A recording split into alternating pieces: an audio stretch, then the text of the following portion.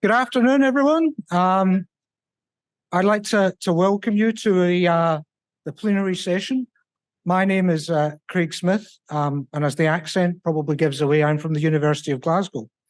And this plenary lecture is part of a series of 8 lectures that will take place around the world in 2023. And these lectures will be given by the University of Glasgow's Templeton Adam Smith Tercentenary Fellows. The University of Glasgow is Adam Smith's academic home. Smith joined as a student in 1737 and returned to the university, first as Professor of Logic in 1751, and then a year later as Professor of Moral Philosophy, a post he held until he left academic life in 1764. The research that formed the basis of his 2 great books, The Theory of Moral Sentiments of 1759 and An Inquiry into the Nature and Causes of the Wealth of Nations, took place during his time at Glasgow.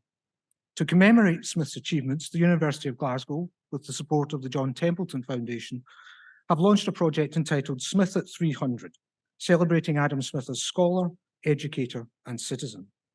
Our aim is to provide the opportunity for scholars, intellectuals, and the global public to connect Smith's thinking and work with 21st century challenges in an engaging and accessible way. Embedded in the work of each of the pillars of Smith 300 are elements that Smith exemplified himself: the Enlightenment ideals of spreading knowledge through publication, debate, and discussion. Smith believed that such an exchange of ideas would lead to intellectual and material progress, and his own experience of debates in Glasgow, Edinburgh, and London in the 18th century helped confirm that to him. All of this, of course, was confirmed by his commitment to empirical research and clarity in normative philosophy. And we hope to recapture this cosmopolitan intellectualism with our Templeton Adam Smith Tercentenary Fellows. We'll bring Smith into conversation with the big questions of today and explore Smithian ideas from a variety of disciplinary and ideological backgrounds. And this Smithian spirit of inquiry is perfectly illustrated by the fellow who will speak to us this afternoon. Emma Rothschild is Jeremy and Jane Knowles Professor of History at Harvard University. She is Director of the Joint Centre for History and Economics, Fellow of Magdalen College, Cambridge, and invited Professor at the Centre d'Histoire des Sciences Po, Paris. She's involved in collaborative research projects at the University of Cambridge and at Harvard on exchanges of economic, legal, and political ideas, and on visualizing historical networks. She's also an affiliated faculty member at Harvard Law School. Her recent publications include Economic History and Nationalism and A New Economic History of the American Revolution. She's also the author of 2 books examining the nature of personal life through history: The Inner Life of Empires, an 18th century history, and An Infinite History, the story of a family in France over 3 centuries. She's perhaps best known to this audience for her work on the history of economic thought as one of the leading figures in the contextual reassessment of Adam Smith scholarship that's taken place over the last 2 decades, most prominently with her Economic Sentiments, Adam Smith, Condorcet, and the Enlightenment, which reappraised Adam Smith as an Enlightenment thinker. So I'd like to invite Emma to join us via Zoom and talk to us on her topic for the lecture, Good and Bad Markets, Adam Smith, 1723 to 2023. Well, thank you so much for that kind introduction. Adam Smith had a mitigated, muted view of markets, and it's irresistible on the 300th anniversary of his birth and under the twin auspices of the University of Glasgow and F.A. Hayek to revisit the theory and practice of actually existing markets in Smith's time and in ours. Let me say, too, how disappointed I am not to be with you in person in a centre of economic knowledge that I so admire and that I had much earlier been hoping to visit to continue many conversations with the late Jim Buchanan. It's also a particular pleasure to be back, virtually at least, in Glasgow, where I've spent so many of the most exhilarating moments of my life as a historian. Well, Smith's idyll of markets was expressed in its purest form in one of his lectures on jurisprudence in Glasgow, of course, in January 1763, in a description of property in what he called modern times. There are tailors carpenters, upholsterers, architects, and cooks and others who supply luxuries to the rich, Smith wrote. But their relationship to the person who buys their goods and services is a relationship of equals. The money they receive is, quote, equivalent to the time and labor they provide, and they, quote, do not think of themselves in any way indebted to him. A, quote, tradesman, to retain your custom, may perhaps vote for you in an election, but you need not expect that he will attend you to battle. Now, markets are here open, unprivileged, and almost without sentiment. Quoting Smith again, they may reckon it a small favor that they give him the preference in his custom. They are the expression of a universal disposition to, quote, truck, barter, and exchange that is itself the outcome of an even more profound principle, or the propensity to conversation and trying to persuade other people of one's own opinions, quoting Smith again. And in this manner, everyone is practicing oratory on others through the whole of his life. There is very little in Smith's lectures, or in the Theory of Moral Sentiments, or indeed in The Wealth of Nations, of a different, more or less exactly contemporary idyll of markets, or the idea of a universe of dispersed information about the local circumstances of time and place that is at the same time a vast interconnected system of economic order. This idea was the inspiration, or one of the inspirations, for Hayek's view of markets, and it was outlined by Smith's friend, A.R.J. Turgot.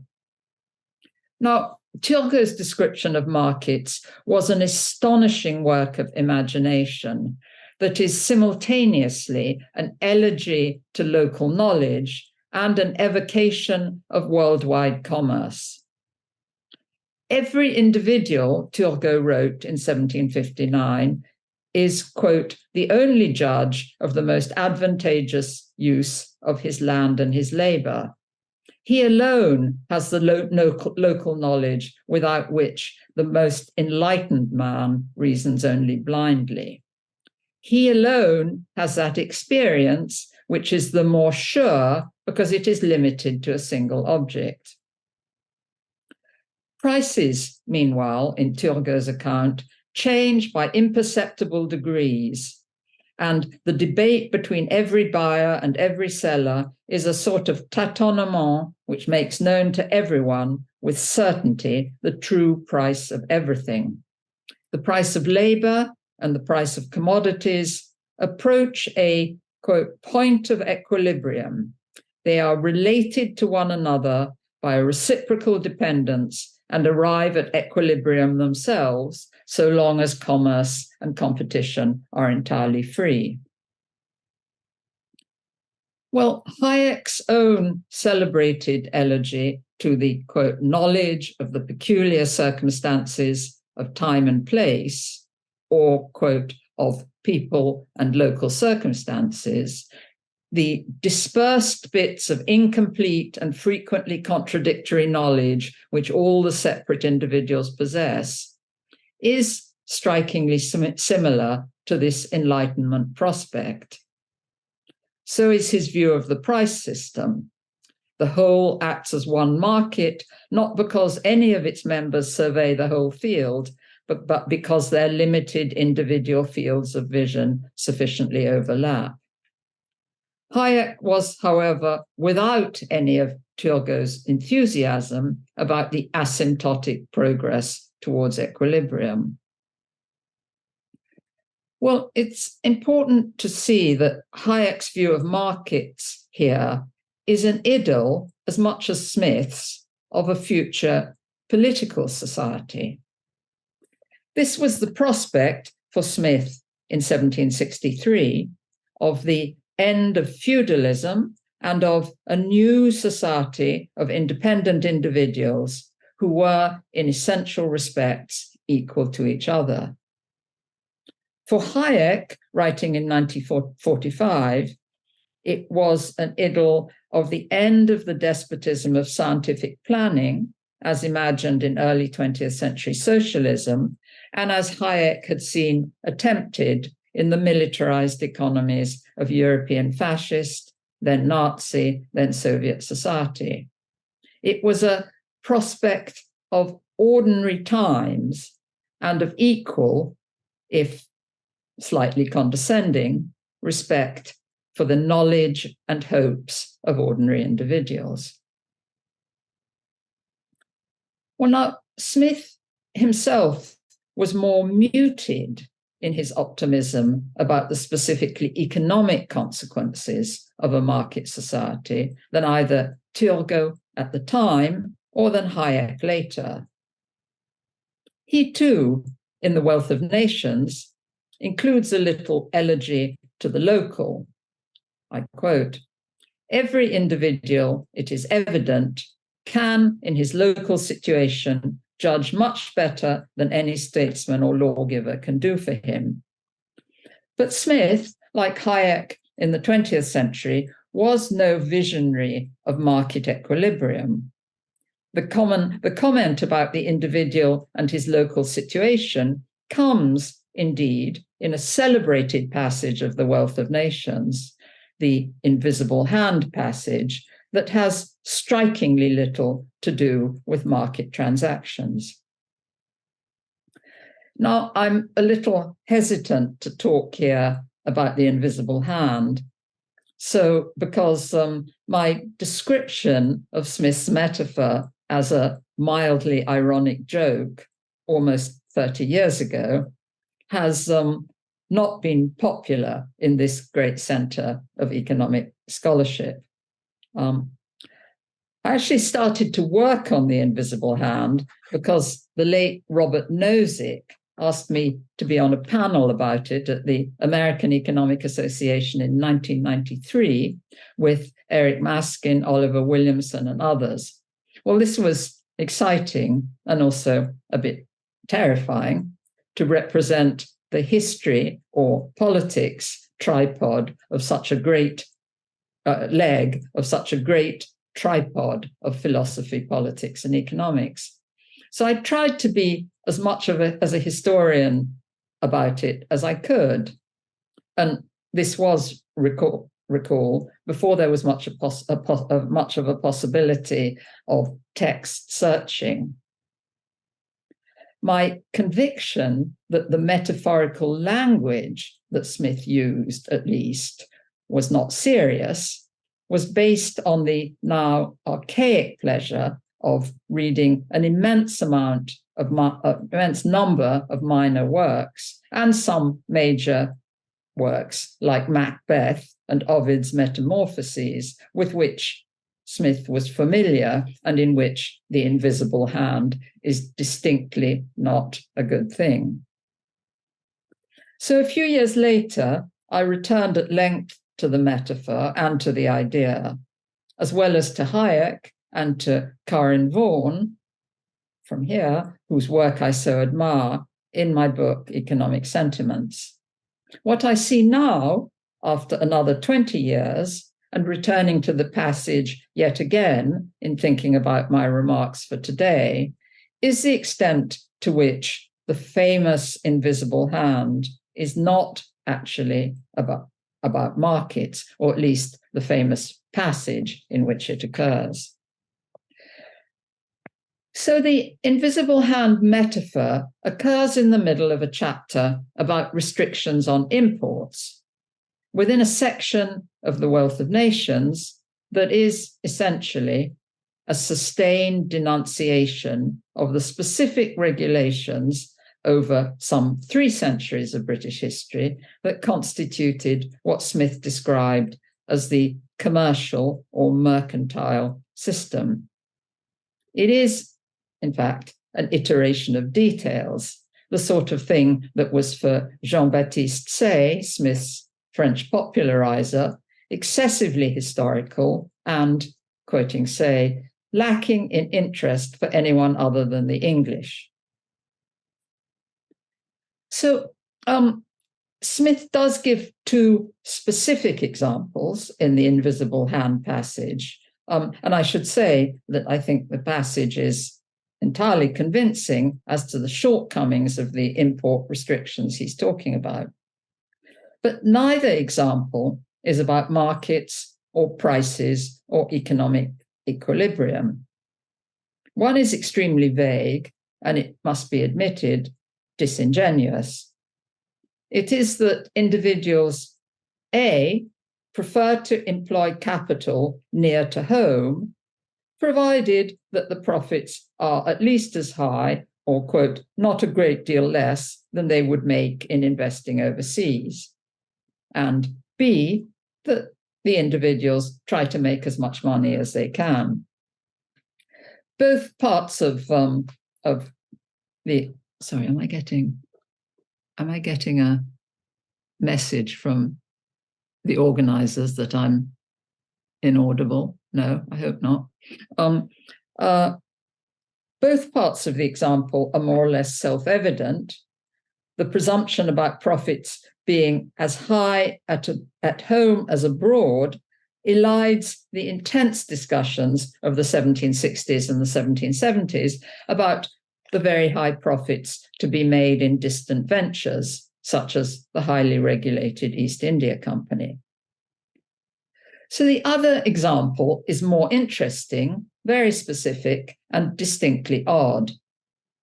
It's about an Amsterdam merchant in the, quote, carrying trade who ships corn from Königsberg in the Baltic, Königsberg being the hometown of another tricentenarian next year, Immanuel Kant, to Lisbon, and wine from Lisbon to Königsberg. Now, this figure is not exactly the heroic entrepreneur of the incipient Industrial Revolution. He's a sort of middleman. But Smith suggests that the, quote, uneasiness the merchant feels about his capital leads him to ship at least part of his goods through Amsterdam, even though he has to pay duties, customs, and, quote, a double charge of loading and unloading. His reason for incurring these costs, transaction costs, we would say, has even less to do with prices and markets. It is that he, quote, can know better the character and situation of the person he trusts. And if he is wrong in his trust, quote, he knows better the laws of the country from which he must seek redress. So you can see that we are venturing here into the economics of uncertainty in Frank Knight's terms, and not of risk. The character of the persons with whom one exchanges is an uninsurable risk, and so is one's evaluation of the likelihood of laws being enforced. Smith's evocation of the anxiety of the Amsterdam merchant is subtle, even plausible. And so is his surmise that something like this process can help to explain the circumstances of Amsterdam as an emporium or general market for long-distance commerce. But it is a very odd foundation for the idyll of markets that is supposed to be expressed in the metaphor of the invisible hand. You see, I'm hoping to stimulate some questioning for the period ahead. So what can be said before we return to the good and bad markets of our own times about Adam Smith's own view of markets? Well, first, it's clear that Smith was awed by the information that is conveyed in ordinary market exchanges. He was fascinated by something he refers to several times, namely the transmission of news about the demand for black cloth in the event of a public mourning. He objected sharply in The Wealth of Nations to the, quote, prejudices of some political writers against shopkeepers and tradesmen.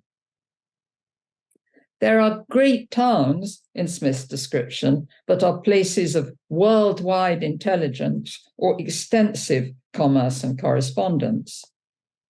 The, quote, little grocer in a small seaport town is one of the more agreeable figures in The Wealth of Nations, helpful to the local community and a, quote, tolerable judge of perhaps 50 or 60 different sorts of goods, their prices, qualities, and the markets where they are to be had cheapest. In what is properly a commercial society, Smith wrote of the widespread use of money, quote, every man thus lives by exchanging or becomes in some measure a merchant. There is even something, I think, in Smith of Frank Knight's great ideal in what seemed to him to be of what seemed to him to be at the time a lost world of markets. This was in his lamentation of 1934 to 1935 about nationalism in relation to economic theory. As Frank noted, the quote, friendliness and good humor and the sense of a basic human equality had been the characteristic of, quote, commercialism while it lasted. This was at a time when Knight believed that what he called the liberal society had come to an end. Well, there is a different sense, secondly, in which Smith was clearly an acerbic critic of the consumption markets of his own society. His denunciation, actually twice in the Theory of Moral Sentiments, of contemporaries who cherished, to quote Smith, trinkets of frivolous utility. This was a toothpick, for example, or a machine for cutting the nails. I think this language was the echo, as so often in Smith, of the classical authors with whom he was so familiar. The description by Tacitus, for example, of the rise of self-interest in the reign of the Emperor Galba, in which cuncta venalia, or everything was for sale. In the corresponding passage in The Wealth of Nations, Smith is even harsher. I quote, for a pair of diamond buckles, perhaps, or for something as frivolous and useless, feudal landlords had, quote, bartered their own whole power and authority. But actually, if you think about this apparent criticism of consumption, we have returned indirectly to the ideal of 1763 and the tradesman or the craftsman of all those buckles, who is unobliged to follow his landlord into battle. Smith's own consumption, as far as we can judge, seems to have been heavily oriented towards expensive books, and also towards the paraphernalia of official life, as in the episode of his domestic bonfire of 1778. A week after he was appointed as a commissioner of the customs in Edinburgh, he felt that he had to scrutinize his own clothing to see that it complied with existing regulations. Quoting Smith, a letter of Smith's, I found, to my great astonishment, that I had scarce a stock, a cravat, a pair of ruffles, or a pocket handkerchief, which was not prohibited to be worn or used in Great Britain. I wished to set an example and burnt them all. Now, Smith was undoubtedly attached to what his friend David Hume described as the, quote, unbought satisfaction of conversation, society, study, even health, and the common beauties of nature, but above all, the peaceful reflection on one's own conduct. It's sort of intriguing to think of these as highly income elastic luxury goods. So in the less poetic language of modern economics, this was the consumption of uneconomic or non-market commodities. But Smith's criticism of the frivolity of markets has, I think, something light-hearted about it. It is not a central part of his thought in The Wealth of Nations. So markets are in general oddly marginal to the wealth of nations. And this is my third point about Smith's view of markets. I quote Smith in the additions and corrections that Smith published in 1784 as a slim separate volume. Quote, in all these editions, the present state of things means always the beginning of the present year, 1784. Now, the book as a whole is to a striking extent concerned with the specific circumstances of actually existing markets and regulations, or with the details of markets that once existed. Smith is interested in how economic life works, and not with whether markets in general are good or bad, with markets in general in an abstract sense. The Wealth of Nations, as I have been reading and rereading it in thinking about today's meeting, really is a work in political economy concerned throughout with the interaction between economic and political processes, at a time, of course, when the distinction between the two was elusive, as it is indeed today. The editions of 1784 begin abstractly and audaciously, quote, wealth, as Mr. Hobbes says, is power. And the entire work is about the relationship between money and power, or between markets and states, more than with a hypothetical economy constituted by the concatenation of market exchanges. It is about the problems of markets more than about the ideal. So there were markets that were characterized by what would now be called market power.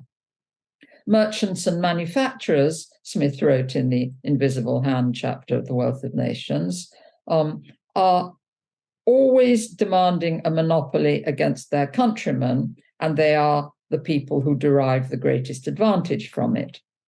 The years were, when Smith was writing The Wealth of Nations, were a time of frantic efforts at market manipulation from the local to the almost literally global. There was, for example, an elaborate conspiracy in 1771 to 1773 to, quote, corner the world's supply of the dye-stuff alum, led by the chairman of the British East India Company, Sir George Colebrook, involving speculative insurances, investments in the coal needed to fuel alum furnaces, and 46 co-conspirators or correspondents from Archangel to Cadiz. The ensuing financial crisis of the 1770s was itself a subject of fascination to Smith.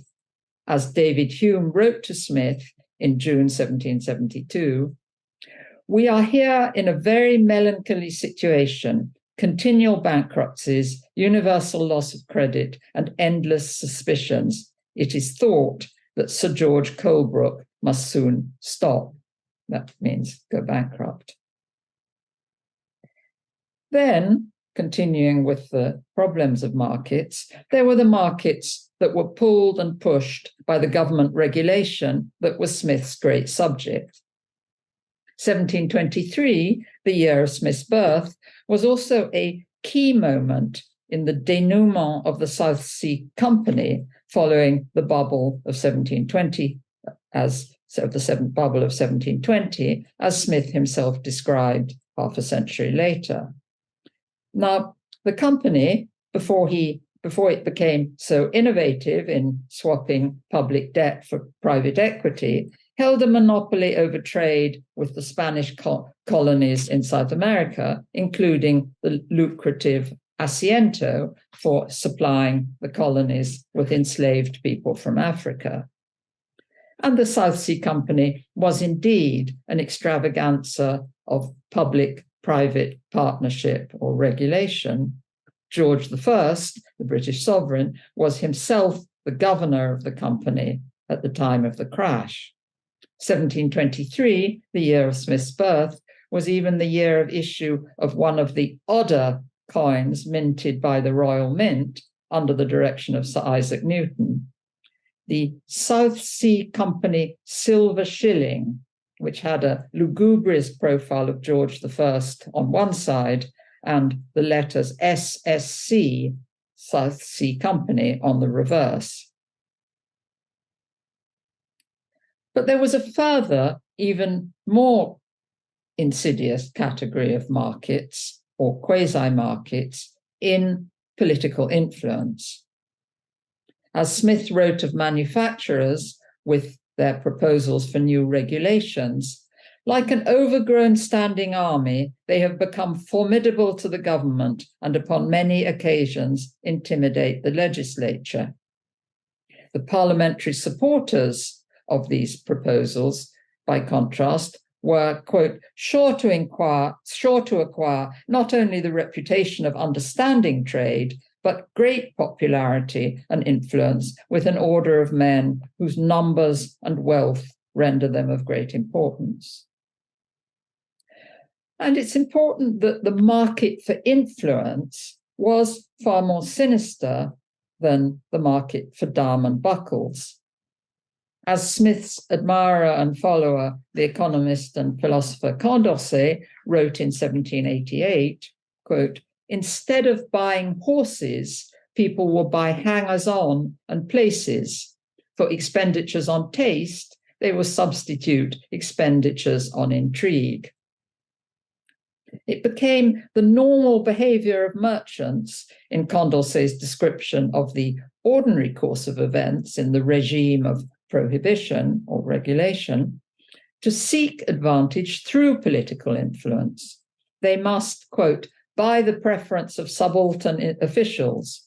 They, quote, learn to uncover the ruses of these subalterns and must become instructed in the art of seducing them.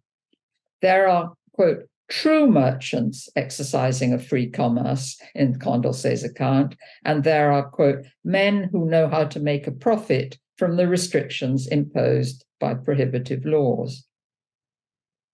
A merchant, in Condorcet's description, is continually occupied in calculating, quote, the probability that if he refuses to sell at a particular price, a part of his stock will be left unsold. He estimates future competition, increases in supply, and reductions in demand. This is the ordinary course of commercial life. But under the empire of regulation, the merchant must also concern himself with quite other risks, with the probability of changes in the law or in, quote, the arbitrary tolerance under which officials, quote, can either close their eyes or enforce the law according to their interest or their caprice. If new or important operations are dependent on government, Condorcet wrote in his Life of Turgot, then markets will be dominated by traders who are, quote, rich enough to have protectors or who know how to ensure the indulgence of the law. Turgot himself, for all his optimism about the prospect of general economic equilibrium and about the local limited knowledge of ordinary individuals, had a similar view towards the end of his administrative career. Turgot, who was one of Smith's most important sources, was far closer than Smith himself to actually existing markets. And the occasion for his pessimism in 1773 was an inquiry into the iron forge industry in the province of which he was the intendant. This was an oligopoly with a close connection to military demand. The inquiry itself was assumed to have the ulterior objective of increasing taxes. There was a related anticipation that government was on the point of imposing new restrictions on iron imports.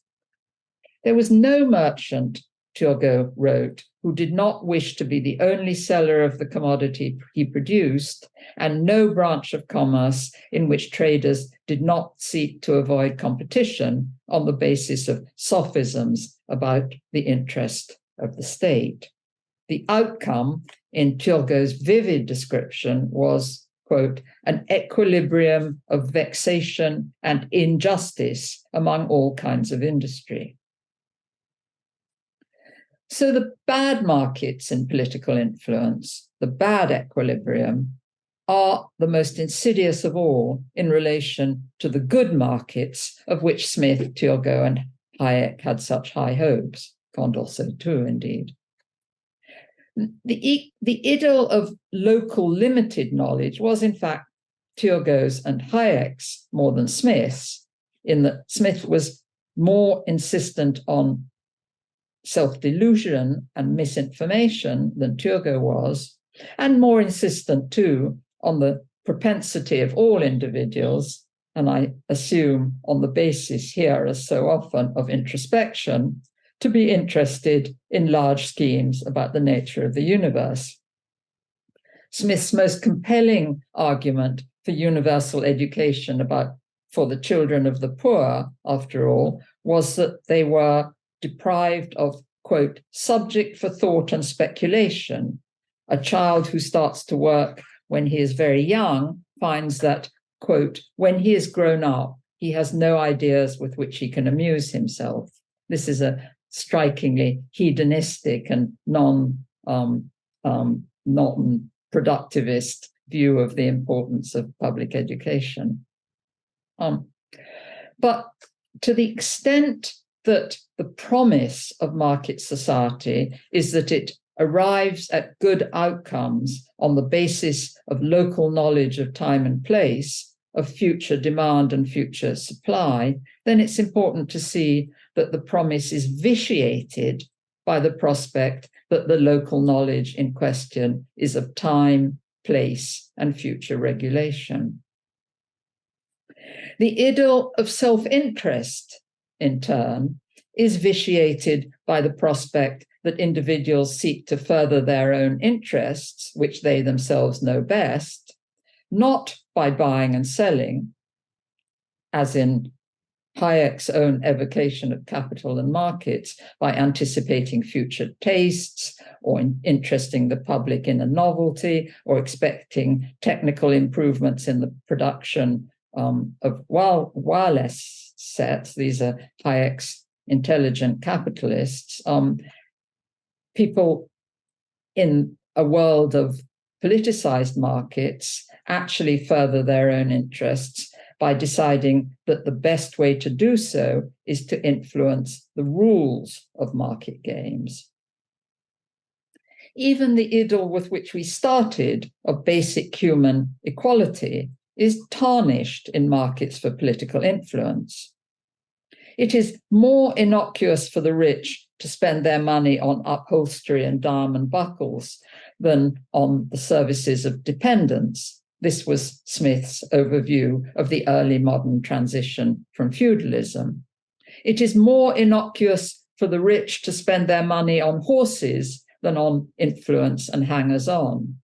This was Condorcet's overview of an eventual late modern transition to the neo-feudalism of political markets, or, as in Michał Kalecki's famous and apparently not apocryphal apothegm about post-World War II Poland, quote, "We have successfully abolished capitalism. All we have to do now is to abolish feudalism. So how recognizable, in conclusion, are these good and bad markets of Adam Smith's lifetime in our own troubled times? We are surrounded in 2023 by discourses about the return of the state. Even economic life, to the extent that it is defined as a concatenation of connected markets, in respect of which the state is an external force, is in retreat. The three vast crises of recent times, the worldwide COVID pandemic, the Russian war on Ukraine, and global climate change, are emergencies in the sense that they are conditions in which the normal rules or laws are of economic life are suspended. Large-scale public health emergencies have been seen as occasions for state intervention since the mid-19th century. Wars, like the preparations for war, are exceptions in normal economic understanding of markets, or indeed of political influence, in markets. Events with very long-term and large-scale effects have been seen, at least since Karl Menger, as the appropriate object of national or supranational government intervention. Global markets in goods and services are meanwhile dominated to an increasing extent by a participant, China, in which the delineation of the state and the market is unrecognizably different from an essentially 19th century identification of the economy as an entity into which the state intervenes. There are new oligarchies, especially in relation to resources and energy in Russia and India.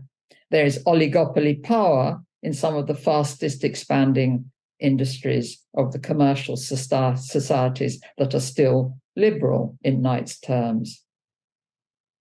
So it is not difficult now to see late modern versions of the bad markets of Smith's time, or markets with a high degree of market power, highly regulated markets, and markets in political influence. I would add to this a fourth kind of bad markets, or markets in commodities that are themselves bads.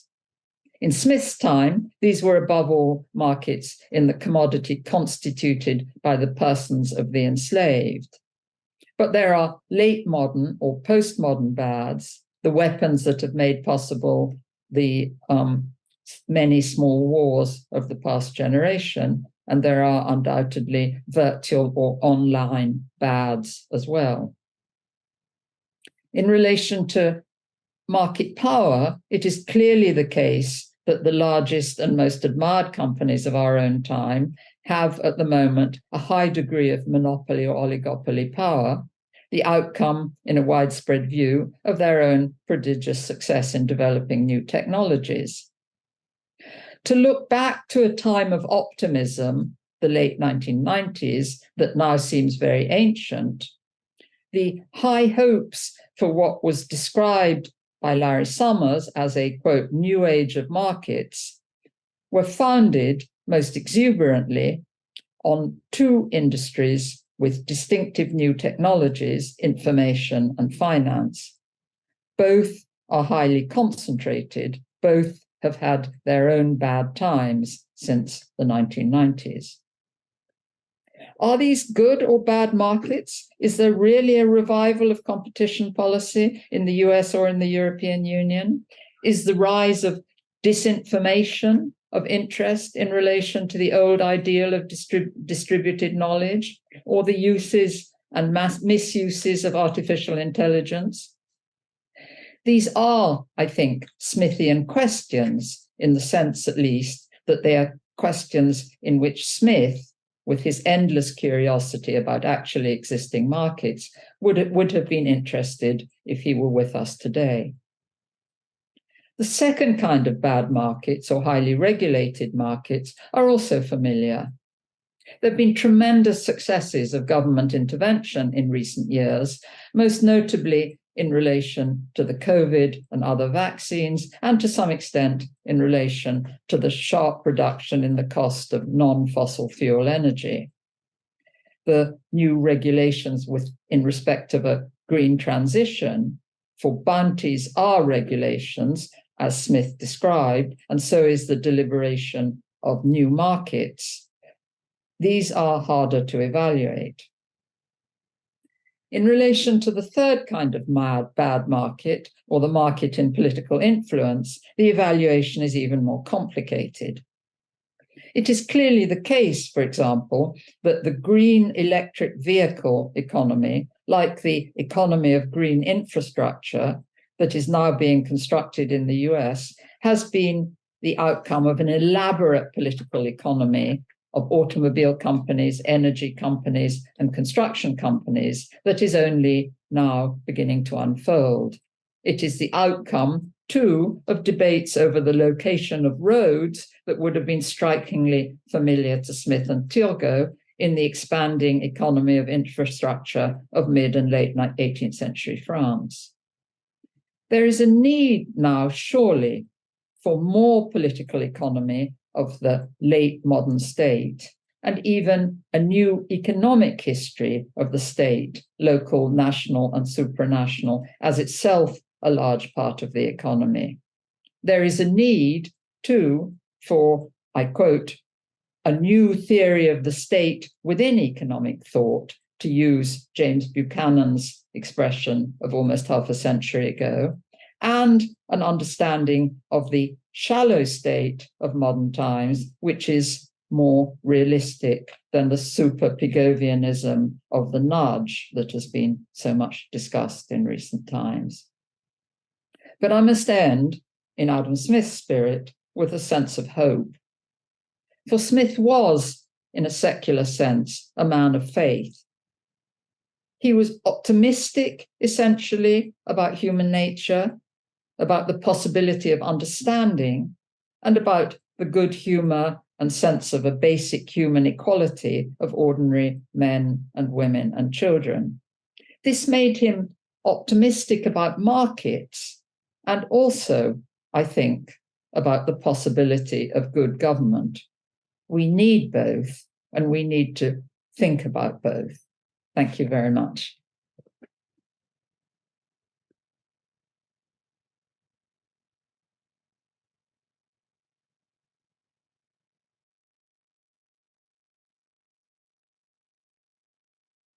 Thank you so much, Emma. While we're saddened you couldn't be here in person, we're thrilled we get to spend the afternoon with you, and we now have some time for Q&A.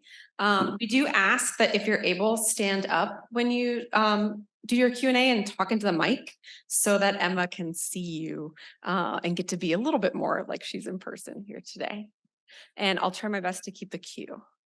Any questions? Solomon.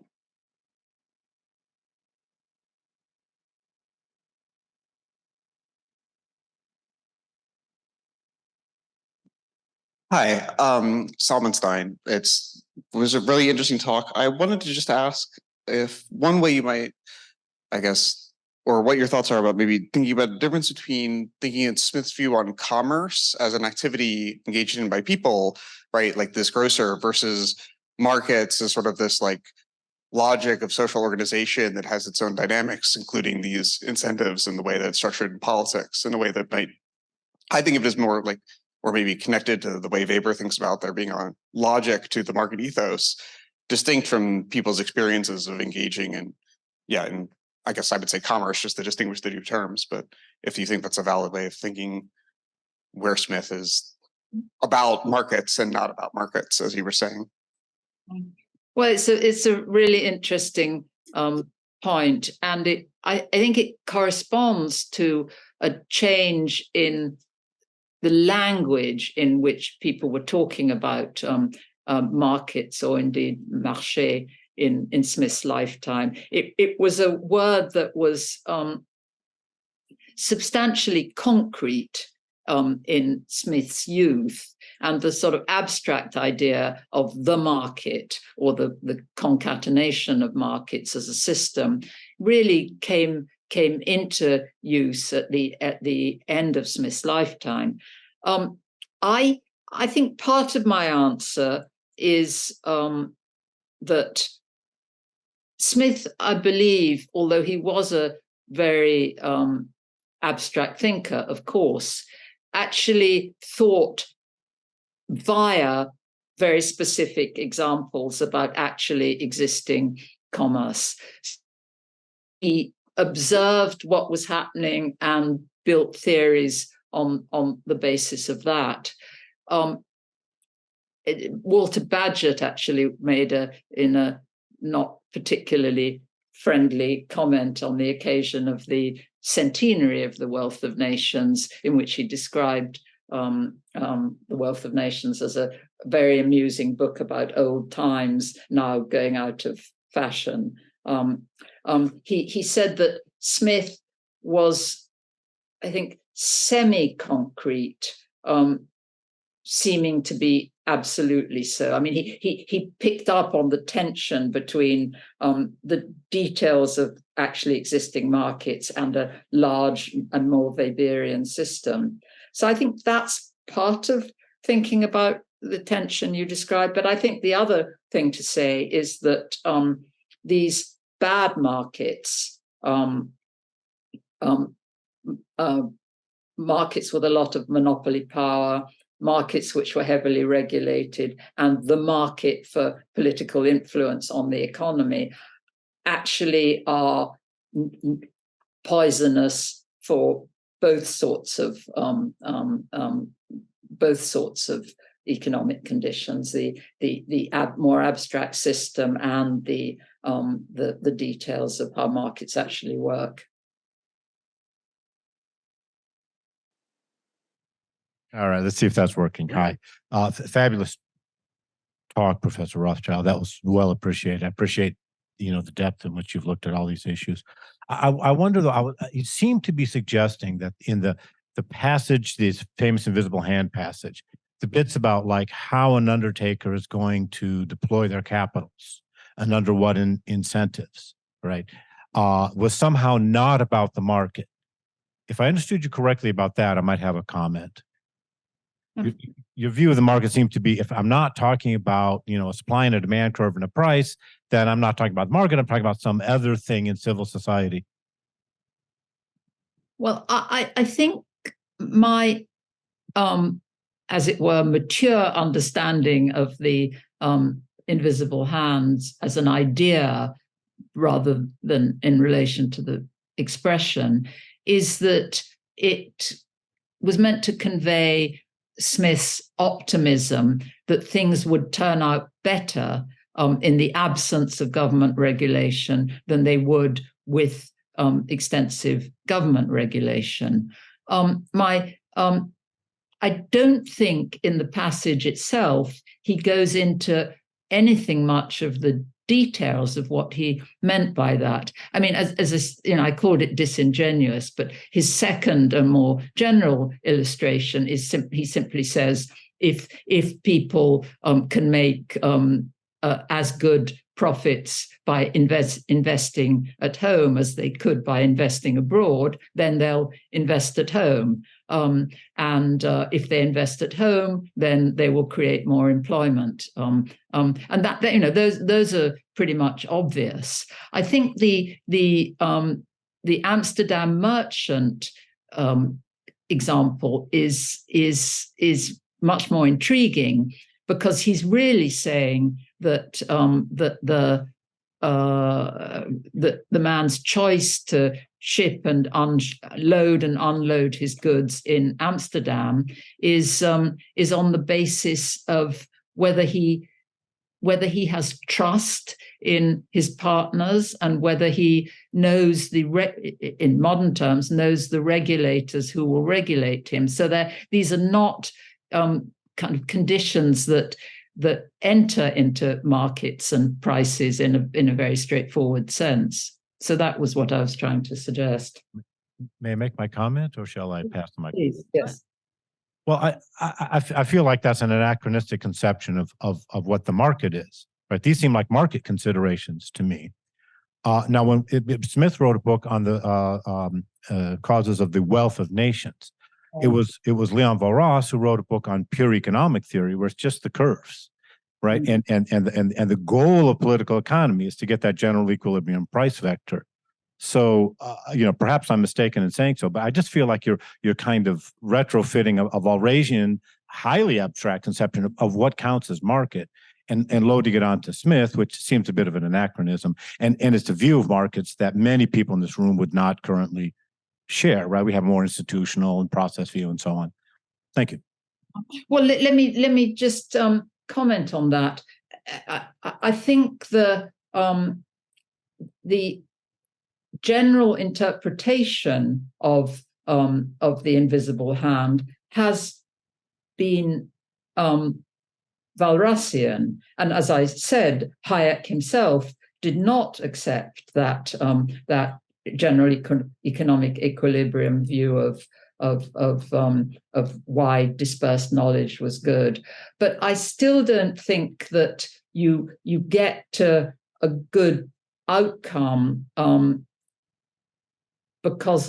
by having a merchant who's sort of worrying about whether he can trust the consular judges in a particular one jurisdiction or another. I mean, I think it's interesting in relation to great scholarship that's been done here to think about the role of judges as being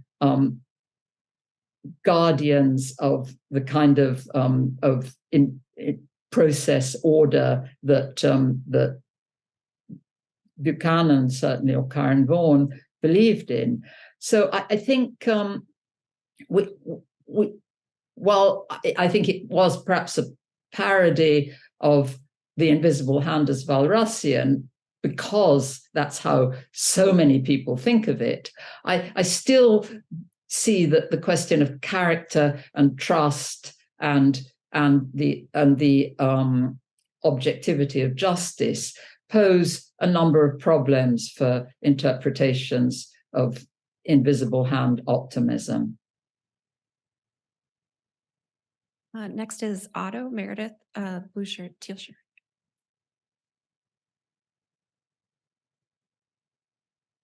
Thank you so much. I'm Otto Leto from NYU. My comment actually follows up a little bit from Roger's comments. I think you really highlighted really well the richness of Smith's understanding of the sociological, historical, anthropological details, and his interest in all those aspects, including psychology, of course, and everything else.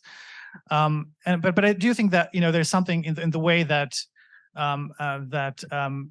as you pointed out in your earlier reply, that he works through the details, right? He works through the details, and the sort of a dialectic between the concrete details that he's interested in and the abstract theory that he's also interested in. I think it comes through in a way that a lot of the examples you give of the bad markets, in a way, I think there are also ways for him to get through to the theoretical understanding of semi-idealized conditions of competitive markets that break through out of some of those constraints of really existing commercial structures. A lot of the critique that I think he offers might seem to be sort of very detail oriented, but I think you can get a good reading out of it. That, of course, doesn't lead to like a Walrasian pure economic analysis, but it leads to a kind of an understanding of the conditions under which competitive markets could function. And I think to that extent, even the invisible hand case that you point out, even though they're definitely much more problematic than a lot of people think, they do give some insight into how economic analysis and the conditions, including the trust-bearing aspect. I mean, he does in other parts, focus on the trust-bearing aspects of internal and external security, for example, and the other institutions that do guarantee those kind of markets. So I think all those aspects sort of interrelate, and I think it's possible to reach a more positive sort of a constructive theory that emerges out of the wealth of nations. Thank you. Well, thank you, and I wrote down your expression that the semi-idealist semi-idealized conception of competitive markets. I mean, that's a very, very important part of what Smith is doing. I suppose if we really take seriously the invisible hand as something that is the expression of optimism about the conjunction of competitive markets plus interpersonal relations among entrepreneurs, plus a reasonably functioning legal system, then I think we're talking about, I think we need a semi-idealized conception of something larger than competitive markets. And one of the reasons I've been so interested in the work that's been done here at JMU is because it seems to me that people are putting politics and law and economics together. But I think this needs to be more ambitious, and this is why I was, pointing to some of the aspects of contemporary markets that seem to me to be problematic for the kind of inquiry into semi-idealized conception of markets and polities that people here have moved towards. And let me come back to war. War was always been an exception to some of the assumptions about the flow of political and economic processes. I remember the early years of the Reagan administration, when Reagan's first Council of Economic Advisors seemed to be taking seriously the political economy of military spending. And this was something that Buchanan himself was interested in his own essay on Adam Smith. Well, people should be addressing that now. I suppose I'm talking about something that is of great interest here at Harvard, namely the reconstitution of the subject of political economy within economics, and a rebirth of the subject after the kind of great classics of public choice and social choice in almost half a century ago. So my optimism is not in a kind of general sense like Smith's about human nature, but also about the tremendous potential for better understanding of the theory of what's going on now with such a large state and markets that in some ways have gone quite far from the old ideal of competitive and decentralized markets. Next, we'll have Shami. Catherine.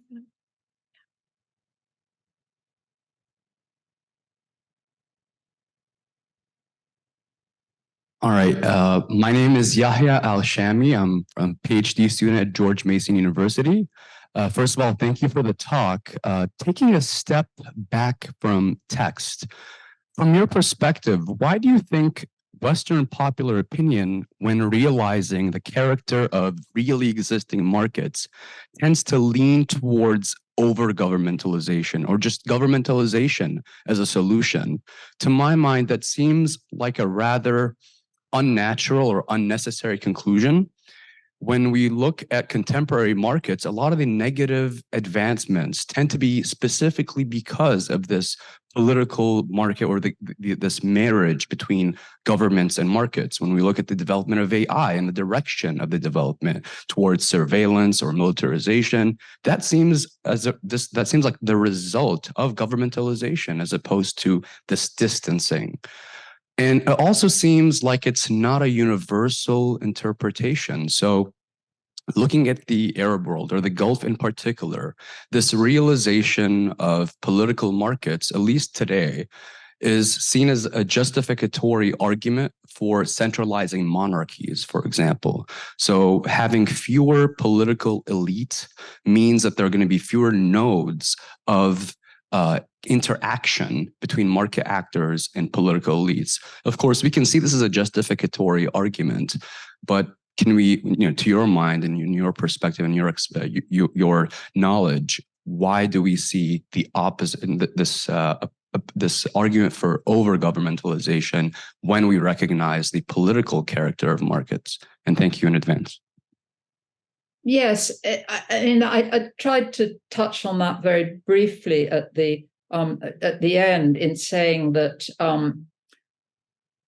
there are three sets of circumstances now which correspond to precisely the circumstances in which 150 years of economists have thought that what you call governmentalization is essential. One is public health, or since I think John Bowring in the mid 19th century was against government intervention in case of pandemics, the cholera pandemic. But by and large, big public health emergencies have been seen as demanding government intervention. War, obviously, is a case where, because it's, although not necessarily in the territory of the Union at the moment, but it's war is somewhere where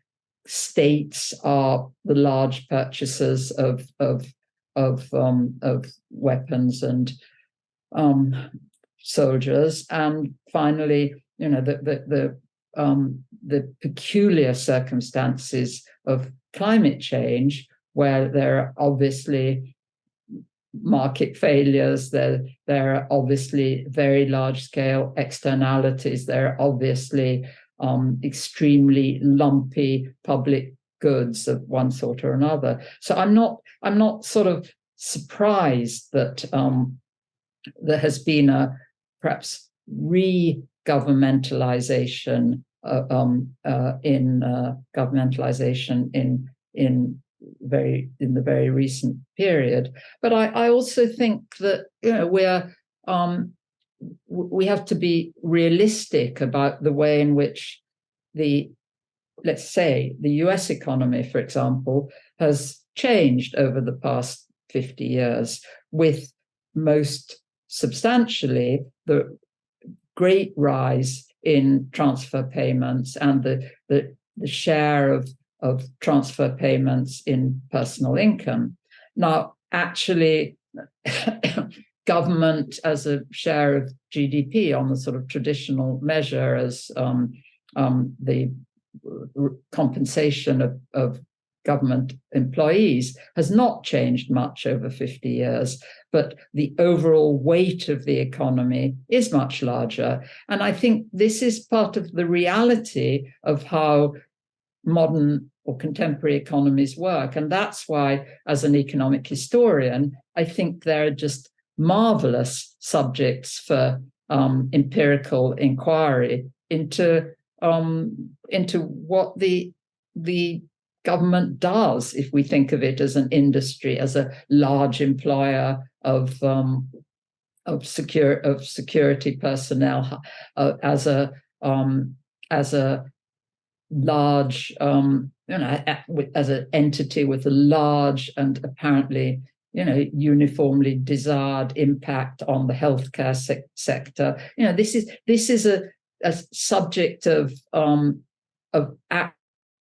various empirical inquiry of a sort that perhaps has been neglected because of the over-conceptualization of states and markets.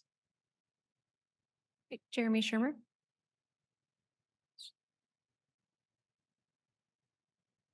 Thanks very much. Jeremy Shermer, Australian National University, now living back in Scotland. I really wanted to thank you very much for a provocative, erudite, and really remarkable lecture in terms of identifying issues in Smith and then drawing parallels for us today. I wonder if I could throw at you one further thing to which you didn't allude, just to see whether you think there is anything to it. I've always been struck in Smith by his theory of ranks and by his ideas about the way in which, in his own society, people projected onto the situation of the rich an idealized pattern of life, and were then influenced by this kind of fiction into, in a sense, compliance with the ideas and mores of the wealthy. One then finds that in the revision of theory of moral sentiments towards the end of his life, he drew attention to the way in which the wealthy were no longer really such figures who should be emulated. I mean, that's to say that the pursuit of luxury and so on, one could follow through, as it were, the same mechanisms and find that these would be posing, in his judgment, problematic forms of conduct for ordinary people. And I just wonder whether one might not say that similar mechanisms are at work today, magnified by various kinds of commercial interests, which leads to really bad models of conduct for day-to-day life, becoming the idealized picture of life for most of us ordinary people. Thank you. Well, thank you very much for that. And I'm, as given what I said about my feelings about Glasgow and the university, I'm envious of you for having gone back there or gone back to Scotland. I think what you say is really important, and let me give another sort of illustration, which is actually directly to do with climate change. People here undoubtedly know something about the rise of the SUV, sports utility vehicle, in the United States.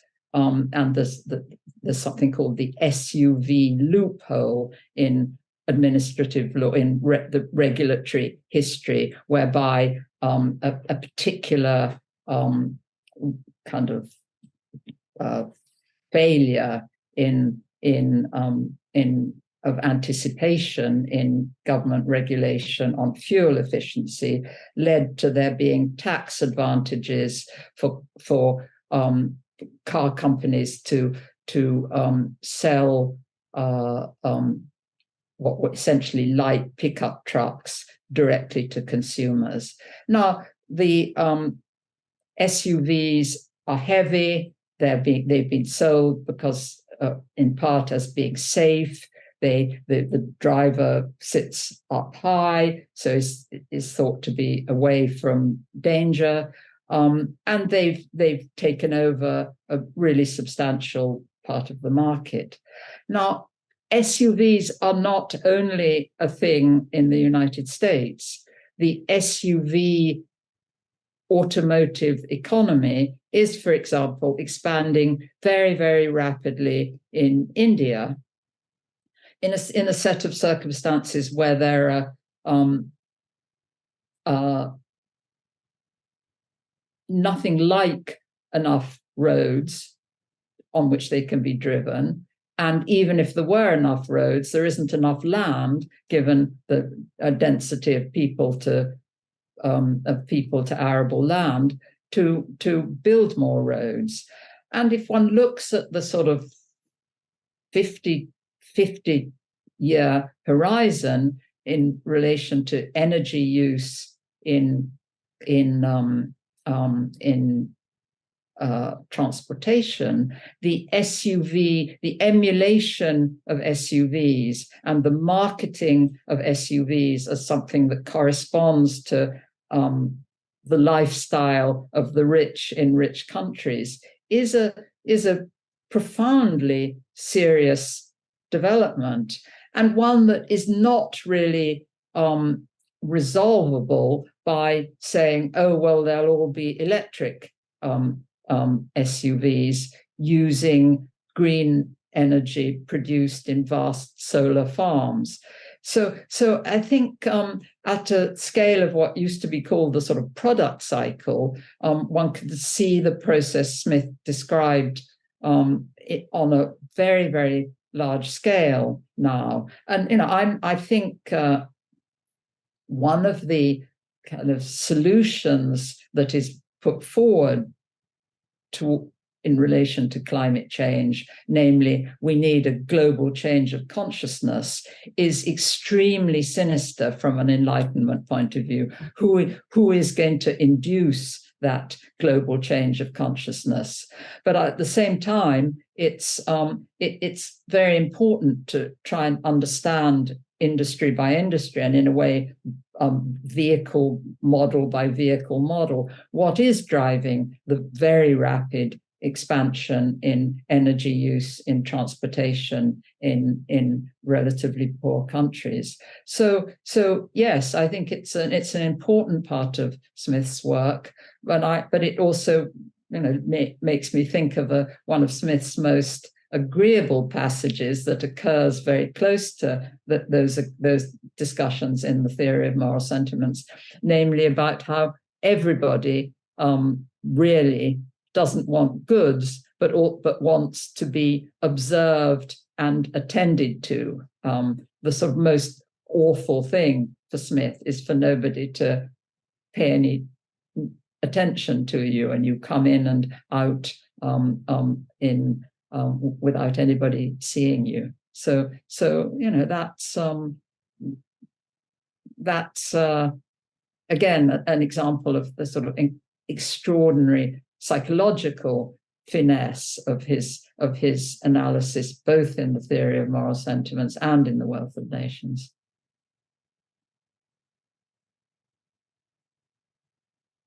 We're gonna go. Yeah. Thank you, Professor, for this remarkable lecture. Maurice Fofana, a PhD student, University of Quebec, École nationale d'administration publique. So my question, in light of this Smithian optimism about good government and market, how do you see today's roles of antitrust or competition policy agencies in today's economies? Well, thank you. I threw that question out to this audience. I mean, there you are in the greater Washington, D.C. area with intense back and forth between economic reasoning and legal reasoning. I mean, I feel that the apparent renewal of interest in antitrust, perhaps more conspicuously or maybe successfully in the European Union than in the US, despite all the recent changes at the FTC, is something that's very encouraging. I mean, I don't think there's much of an Enlightenment precedent for certainly US antitrust law, which was much more a product of late 19th century legal thinking. But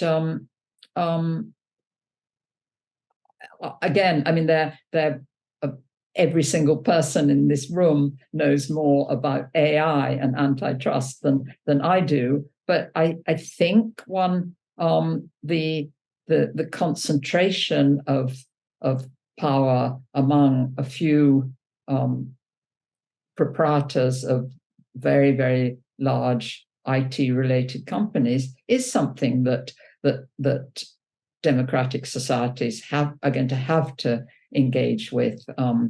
as they rethink whether competition policy is actually something that's going to be taken seriously.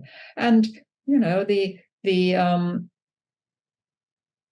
financial crisis of 2008, 2009 led to a very animated discussion of what it meant to be too big to fail. I don't think there's been perhaps as much inquiry into antitrust in relation to financial institutions as there perhaps should be, or indeed into the political economy of expert advice from individuals who work in financial industry and then come into government as temporary employees or zero compensation employees and then return to financial industries. I mean, these are, if people are interested in the economic history of the present, I think there are fascinating topics to be looked at. Kristen? Yeah, thank you so much. This really was such an elucidating lecture. And my name is Kristen Collins. I'm a senior fellow here at the Mercatus Center, and I work in history of political thought and on Smith. So your work is, very powerful for those of us working in those fields. So thank you. I actually wanted to build on the question before about Smith discussing the tendency to admire the wealthy, because that's something that I work on a lot. But I also think there's a lot of tensions. I think, again, just to cards on the table, I agree completely with what you said about Smith's incredible articulation of the pain of not being observed. And I think I also would add to that, I think he's also very concerned with being forced to expose oneself in the face of an unsympathetic audience, and specifically the way he talks about people living in poverty.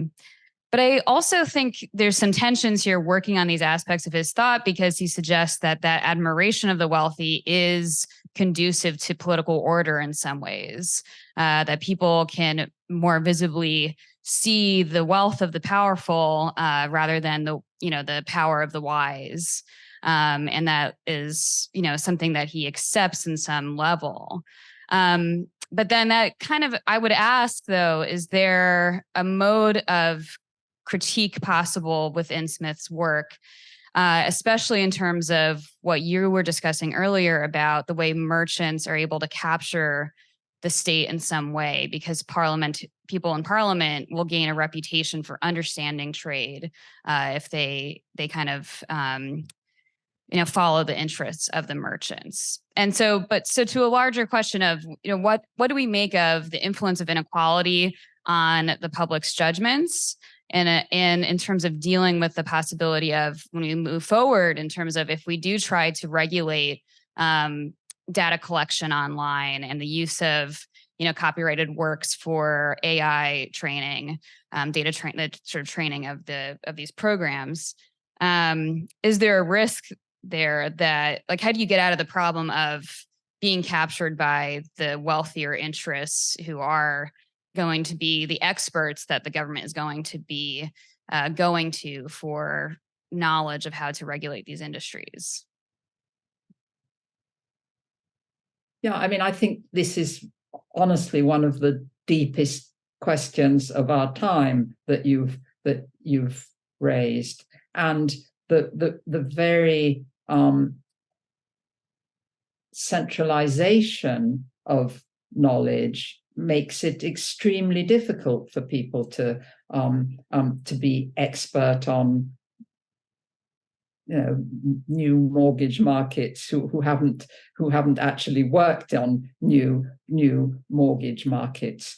I think the related point about who is admirable is very intriguing. I mean, go back to Condorcet's sort of throwaway line about he would prefer that the rich bought horses or paintings rather than buying political influence and hangers on. So it's clearly the case that the richest individuals now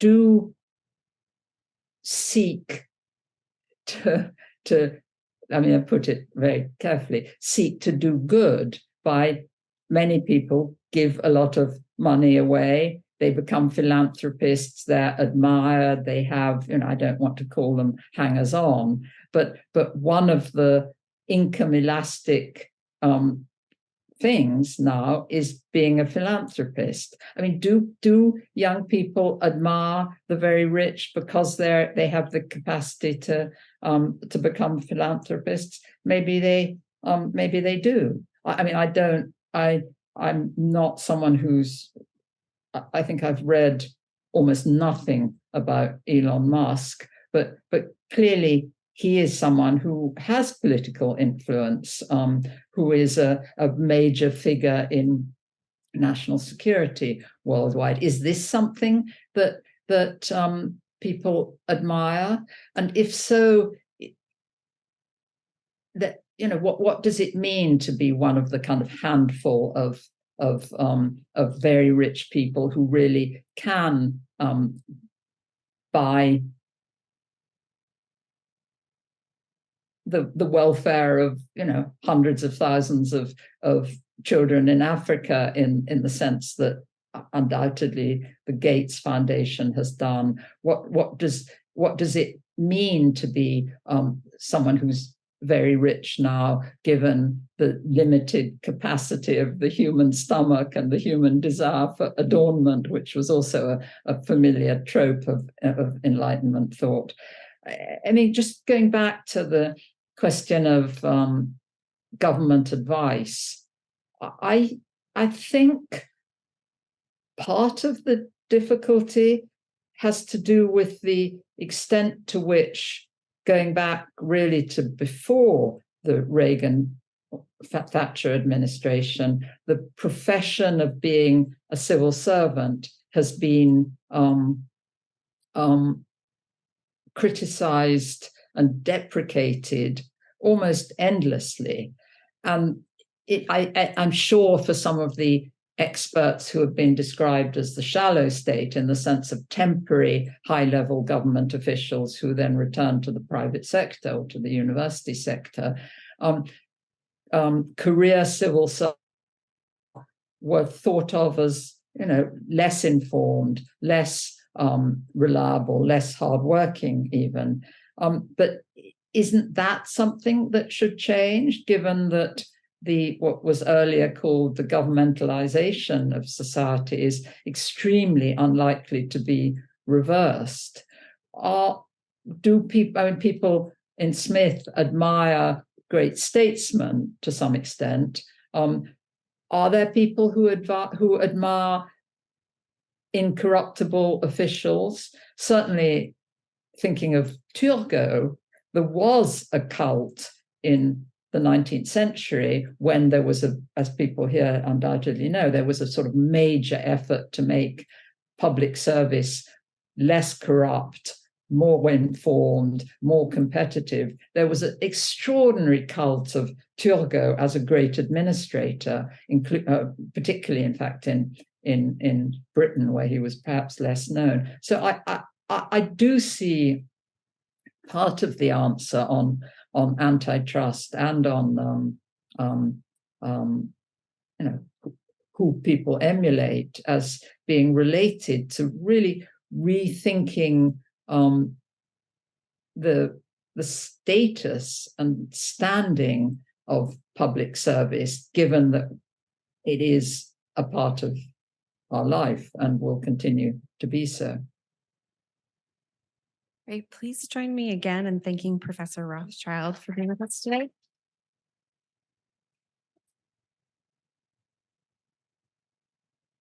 Thank you very much for having me. It's a real seeing you all. It makes me even more miserable that I'm not there in person. And as you perhaps know, it's because of very urgent family difficulties that I'm not here. Thank you. Well, we miss seeing you here, but glad we got to take all this time. I'd also like to thank Craig, the University of Glasgow, and the John Templeton Foundation to helping us bring together this inquiry, contestation, and celebration of Smith. We now have a reception outside in the foyer and also the patio. Goes until 6:30, and then dinner's on your own. If you want suggestions, there are some for the Mosaic District in the program, and there's shuttles over there if you would like. We'll start back tomorrow morning with breakfast at 8:30 and our first session at 9. Thank you very much.